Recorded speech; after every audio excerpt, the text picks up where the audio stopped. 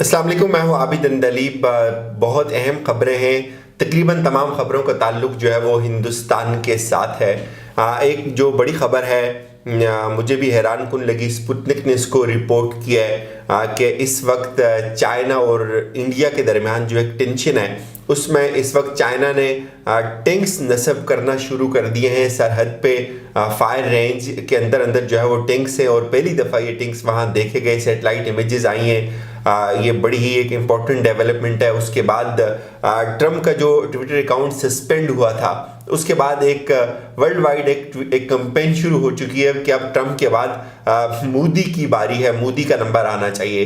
इसके साथ साथ जो वहाँ किसानों का इत्तेहाद और किसानों का जो एक प्रोटेस्ट चल रहा है हिंदुस्तान के अंदर, उसके हवाले से जो अहम खबरें वो ये हैं कि 8वां राउंड भी फेल हो चुका है। और अब ये प्रिडिक्शंस की जा रही हैं कि अगर ये तातुल का शिकार रही, टॉक्स कामयाब न हुई, फार्मर्स इसी तरह अगर सड़कों पर बैठे रहे, तो हिंदुस्तान के अंदर ग़िज़ाई किल्लत जो है वो बढ़ सकती है, कहर पड़ सकता है। ये एक बड़ी इंपॉर्टेंट खबर है।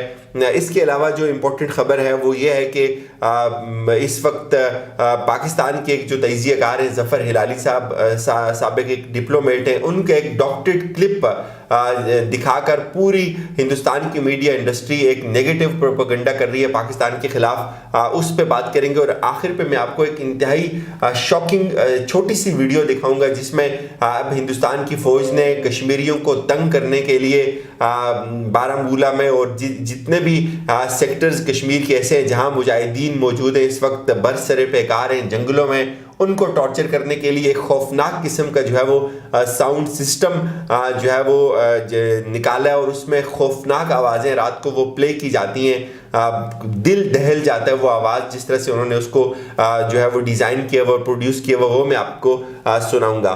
पहले इंपॉर्टेंट खबर जो टैंकों की है उस पे ही बात करते हैं। ये पहली दफ़ा ऐसा हुआ कि हिंदुस्तान और चाइना के दरमियान जो कशीदगी थी उसमें इस सख्त तरीन मौसम में, इतनी बर्फ़ में जो पिक्चर सर्कुलेट कर रही है उसमें ये बताया जा रहा है कि टैंक्स जो है वो चाइना ने नस्ब किए हैं हिंदुस्तान की जानिब, और ये पहली दफ़ा ऐसा हुआ है। चूँकि ये भी बताया जा रहा है कि हिंदुस्तान और चाइना के दरमियान जो टॉक्स थी तकरीबन 8 मरतबा वो मुज़ाकरात नाकाम हुए और एक फ़ौजी जो था चाइना का तकरीबन 8 जनवरी की रात को वो उन्होंने किडनैप किया था हिंदुस्तान की फोर्सेस ने, और अब उसका जब उन्होंने प्रेशर उस पर बढ़ाया तो हिंदुस्तान की फौज ने उसको भी वापस किया।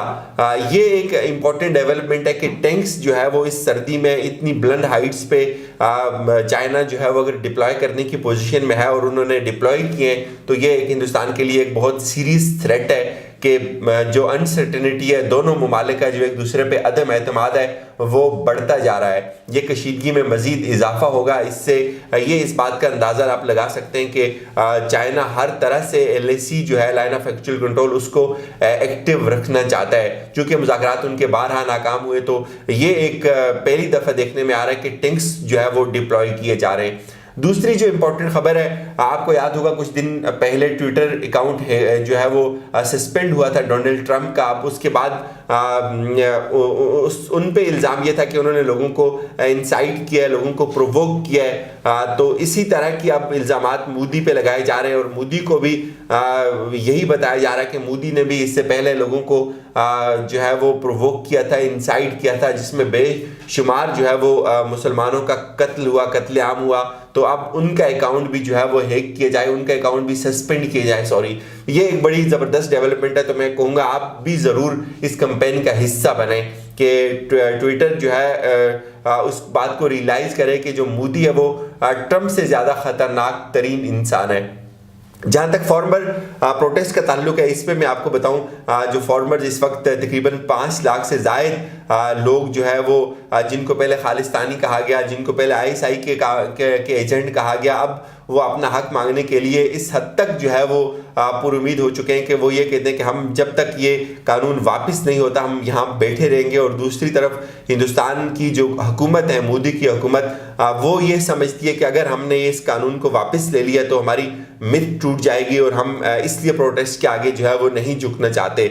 लेकिन 8 बार उनके दरमियान मुज़ाकरात हुए और वो नाकाम हुए, और अब जो वेस्ट बंगाल के जो चीफ मिनिस्टर हैं वो इस बात की तरफ इशारा दे रहे हैं कि अगर ये प्रोटेस्ट इसी तरह चलता रहा, ये हालात इसी तरह चलते रहे तो ऐन मुमकिन है हिंदुस्तान के अंदर जो है वो फूड का जो है वो क्राइसिस पैदा हो जाए, खुराक का क्राइसिस पैदा हो जाए। और इसको मैनेज करने के लिए हिंदुस्तान बड़ी कोशिश कर रहे हैं लेकिन वो होता नज़र नहीं आ रहा। एक और छोटी सी खबर वो भी हिंदुस्तान के हवाले से कि WHO ने अभी एक हालिया नक्शा जारी किया जिसमें उन्होंने लद्दाख को, जिसमें उन्होंने कश्मीर को हिंदुस्तान का हिस्सा नहीं दिखाया। ये उन लोगों के लिए भी इसमें एक जवाब है जो कुछ अर्सा पहले तनकीद करते थे इस हुकूमत पे कि इन्होंने नक्शे जारी करके जो है वो कौन सा बड़ा कमाल कर दिए। तो अब नक्शे की जो कुव्वत और उसकी जो अहमियत है उसका अंदाज़ा आप लगाएं हिंदुस्तान के अंदर इस वक्त जो हालात हैं उससे कि क्या कितनी उनके दरमियान कितनी आग लगी हुई है उनको और कितने तिल मिला रहे हैं कि WHO ने कश्मीर को, लद्दाख को क्यों अलग दिखाया है कश्मीर से। ये बड़ी ही इम्पोर्टेंट है, इस पे मैं कहता हूँ हमारे मीडिया को ज़रूर बात करनी चाहिए। और उस पे अब हिंदुस्तान उसको काउंटर करने के लिए जो है वो इल्ज़ाम लगा रहा है कि ये जो है वो इसके पीछे भी चाइना होगा। लेकिन दूसरी तरफ हिंदुस्तान का मीडिया पाकिस्तान के खिलाफ कितना फेक प्रोपेगेंडा करता है। एक छोटा सा क्लिप ज़फ़र हिलाली साहब का एक हम TV के प्रोग्राम में जब वो बैठे होते हैं और उस पर वो बात करते हैं हिंदुस्तान की उस सर्जिकल स्ट्राइक की कि बकौल उनके उन्होंने यहाँ आना था और उन्होंने यहाँ हमारे 300 बंदे मारने थे लेकिन उन्होंने एक कौवा हमारा मारा। और उसके बरक्स तो हमारे पास तो बड़ी एक्यूरेट इंफॉर्मेशन थी उनके बड़े ही इंपॉर्टेंट टारगेट्स की। उस पे उनके एक क्लिप को हिंदुस्तान के लोगों ने डॉक्टर किया, उसको उन्होंने सियाको सबाक से हटकर जो है वो पेश किया। और छोटा सा क्लिप जो जिसका आगे वाला हिस्सा काट दिया हुआ था और उस पे उन्होंने पूरे हिंदुस्तान ने उस एक फेक क्लिप पे तकरीबन तमाम चैनल्स ने वीडियोस की और उस पे प्रोग्राम किए कि पाकिस्तान ने तस्लीम कर लिया कि हमने उनके जो है वो 300 लोग मारे थे। ये हालत है हिंदुस्तान की मीडिया की। और दूसरी तरफ पाकिस्तान का मीडिया देखें वो भी उनका बाज़-औक़ात जो है वो मावन बन जाता है, यानी कि कंसिस्टेंटली एक फेक प्रोपेगेंडा नरेट किया जाता है, एक नैरेटिव डेवलप किया जाता है पाकिस्तान के हवाले से, फिर उसको वर्ल्ड वाइड जो है वो स्प्रेड किया जाता है। ये एक फेक क्लिप जो था ये इसकी उन्होंने खुद भी तरदीद की और मैंने वो वीडियो सुनी भी, जो जेन्युइन क्लिप है वो भी, और उसके बाद जो एक उसको जो डॉक्टर किया गया वो भी। अब आखिर पे मैंने आपको कहा था मैं आपको वो आपको ऑडियो सुनाऊंगा कि किस तरह से अब जो हिंदुस्तान की फ़ौज है जो लड़ रहे हैं कश्मीरी, उनके साथ बरसरे पैकार है, उनको जंगलों से निकालने के लिए, उनको जो लोग उनको पनाह देते हैं उनके खिलाफ उनको रात भर परेशान करने के लिए कि इन मुजाहिदीन के लिए कोई दरवाजे ना खोले, उनकी कोई मदद ना करे, या मुजाहिदीन किसी कहीं भी जंगल में हैं तो वो परेशान हो, वो खौफ में मुब्तला हूँ। पूरी रात जो है वो अजीब व गरीब तरह के जो है वो साउंड्स स्पीकर्स के ज़रिए जो है वो नशर किए जाते हैं और लोगों के अंदर खौफ व हिरास होता है। ये रिपोर्ट हुआ है बारामूला से और मेरी खुद बात हुई है फिर लोगों से, वो ये कहते हैं कि हमें इस तरह की खौफनाक डरावनी आवाज़ें जो है वो रात को सुनाई देती हैं, लेकिन उनका जो बेसिक टारगेट है जो मुजाहिदीन है उनको डराने के लिए। अब आप सुनेंगे आपको अंदाज़ा होगा कि कितनी खौफनाक आवाज़ें हैं। ये मेरे मोबाइल में वीडियो कहानी थी, जरा आवाज़ सुनिए, आपकी आवाज़ आपको बताएगी कि कल रात को साउथ कश्मीर के पुलवामा से लेकर दूसरे इलाकों में ये खूनखार, ये दहशत भरी आवाज़ कौन सी थी?